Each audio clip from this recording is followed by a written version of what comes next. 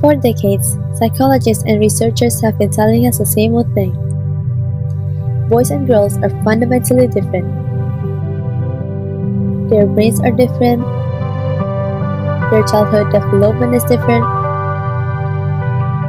and their perceptions of the world around them are different. And one thing that portrays out to the society is their differences in communicating.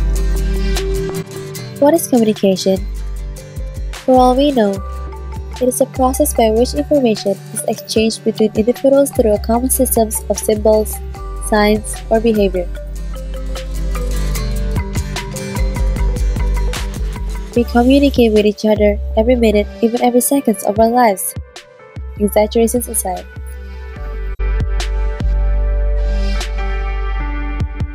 Interactions of the two genders may have somehow intended to generate curiosity of how different they were between the Adams and the Eves.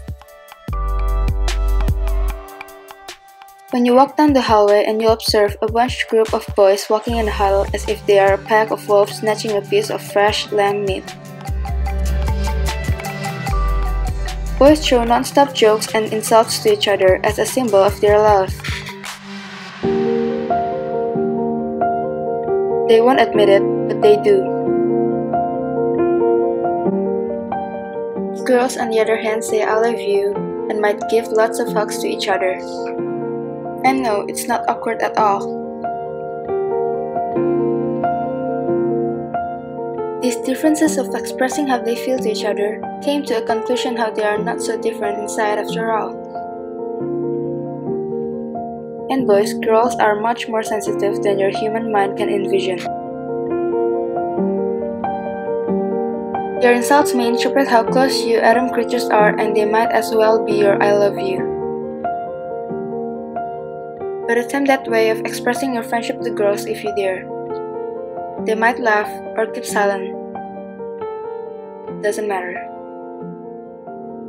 Because tonight, the insulted true, the ones you thought would revenue your friendship to the next level, would still be echoing in their heart, mind, and body, haunting them for God knows how long.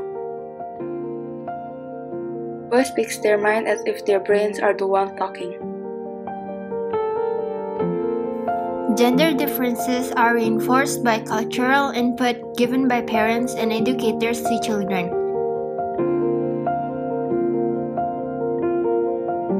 Girls learn that by talking, they can develop relationships by making and maintaining their friendships. From there, they quickly see that talking becomes the glue that holds upon their friendships. However, boys learn that development and maintenance of relationships doesn't require talking. It requires actions. Boys play sports, create Lego worlds without any conversation while playing. Through activities, boys develop their relationships. It shows that boys are not interested to have deep conversations or to have close friendships. That's why boys are less likely to have best friends, and it will mess their brain up to have to pick 1 out of 10 of their squad. It is true that they hang out with their guy friends, go to the bar, or watch a game with. But it isn't for connecting and forming close friendships. They communicate for status and independence, to be respected. Jokes, stories, and pranks are very important to boys because they allow him to gain attention and be the center stage.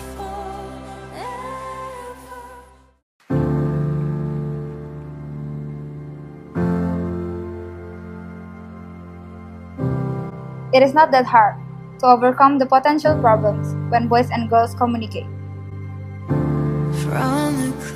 Girls create feelings of closeness by conversing with their friends and lovers. Boys don't communicate this way, so they will always be questioning, while girls are continually talking. Girls see, when they talk about troubles, it is the essence of connection. I tell mine, You tell yours, and we're close.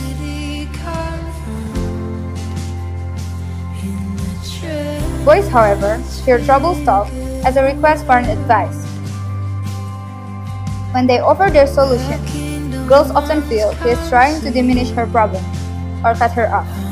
Therefore, girls will always continue to go on about these same concerns without showing movement to consider his advice. And boys, they will be confused and eventually will get angry. Because of this essential difference in approach, girls complain a lot and don't want to do anything about it, while boys misunderstand girls a lot. So don't expect women to communicate like men. It's not part of their DNA. Both sexes need to understand the inherent differences in their communication styles so that they don't expect the impossible. Stop expecting boys to communicate like girls, or the other way around. These differences are inevitable.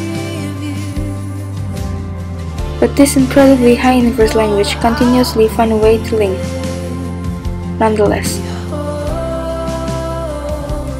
one way or another, Adam meets Eve, and vice versa. Despite the fact that these two genders feel so dissimilar for both, the resemblances between girls and boys through the adult years far outweigh the differences. Their lives may much diverse, brains may ponder dissimilar, and feelings may fall out of depth. But hearts feel same emotions as regular humans will always have been similar. And then, as soon as we realize there's so much in common and difference among us, what happens now? What happens then? Let's just face it, girls and boys, we speak different languages. But then again,